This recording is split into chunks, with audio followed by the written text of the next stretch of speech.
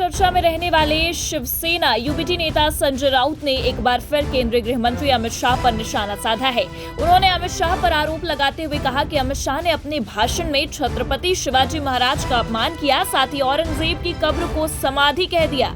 अगर वो समाधि है तो फिर दंगे क्यों हो रहे थे?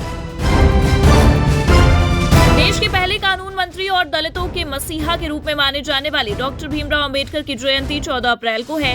इसको लेकर पूरे देश में कार्यक्रम आयोजित किए जा रहे हैं। इसी कड़ी में मुंबई में अंबेडकर जयंती पदयात्रा कार्यक्रम का आयोजन किया गया। कार्यक्रम में केंद्रीय मंत्री रक्षा खड़से शामिल हुई। इस दौरान डॉक्टर भीमराव अंबेडकर की फोटो पर पुष्पांजलि अर्पित की गई। बिहार के गरीबों के लिए बड़ी खबर सामने आई है। दरअसल आपको बता दें कि आने वाले 7 से 8 महीनों में उन्हें करीब 14 लाख पक्के मकान मिलेंगे। ये घोषणा केंद्रीय कृषि एवं किसान कल्याण मंत्री शिवराज सिंह चौहान ने की है। प्रधानमंत्री आवास योजना के तहत ये मकान दिए जाएंगे। इस वर्ष अब तक 5,20,000 पक्के मकान दिए जा चुके हैं। बिहार में हाल ही में आई आंधी और बारिश से किसानों की फसलों को नुकसान पहुंचा है। उप मुख्यमंत्री विजय कुमार सिन्हा ने कहा है कि सरकार किसी भी स्थिति में किसानों को प्रभावित नहीं होने देगी। सभी जिलों में फसल क्षति का आकलन किया जा रहा है और प्रभावित किसानों को जल्द से जल्द राहत पहुंचाई जाएगी। वक्फ संशोधन कानून को लेकर सियासी पारा हाई चल रहा है। वहीं इस कानून के खिलाफ बंगाल के मुस्लिम बाहुल्य मुर्शिदाबाद जिले में विरोध प्रदर्शन के दौरान हुई हिंसा के बाद से तनाव की स्थिति बनी हुई है। शांति बहाली के लिए डीजीपी जिले के पुलिस अधिकारियों के साथ लगातार बैठकें कर रहे हैं। उन्होंने खुद कुछ हिंसा प्रभावित क्षेत्रों में घूमकर स्थिति का जायजा लिया। पुलिस भी गाँव का भी दौरा कर रही है। चारधाम यात्रा के दौरान परिवहन विभाग ने वाहनों के संचालन का समय निर्धारित कर दिया है। नोडल अधिकारी आरटीओ प्रशासन संदीप सैनी ने बताया कि यात्रा मार्गों पर वाहनों का संचालन सुबह 4 बजे से रात के 10 बजे तक होगा।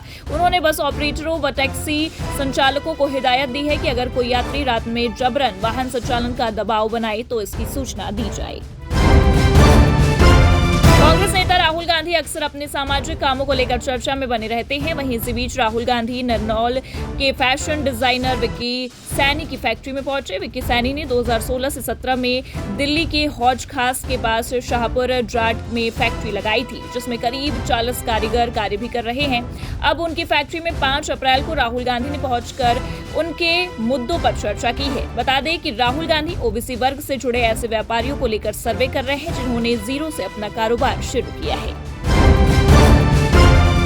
राजस्थान की भजनलाल सरकार इन दिनों एक्टिव मोड में नजर आ रही है। वहीं इसी बीच सीएम भजनलाल ने डेटा सेंटर्स की बढ़ती उपयोगिता को देखते हुए राजस्थान डेटा सेंटर पॉलिसी 2025 लागू कर दिया है।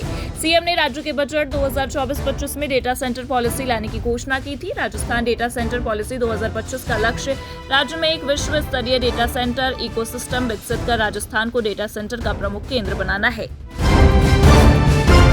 भारतीय जनता पार्टी के वरिष्ठ नेता रामकृपाल यादव ने कहा कि ये यात्रा डॉक्टर भीमराव अंबेडकर के प्रति सम्मान का प्रतीक है। ये वही सरकार है माननीय मोदी जी के नेतृत्व वाली जिसने डॉक्टर अंबेडकर को सम्मानित किया है और उनके विचारों को आगे बढ़ाया। सरकार ने उनके जीवन से जुड़े 5 तीर्थ स्थलों का विकास किया है। इससे पहले किसी भी सरकार ने ऐसा कार्य नहीं किया।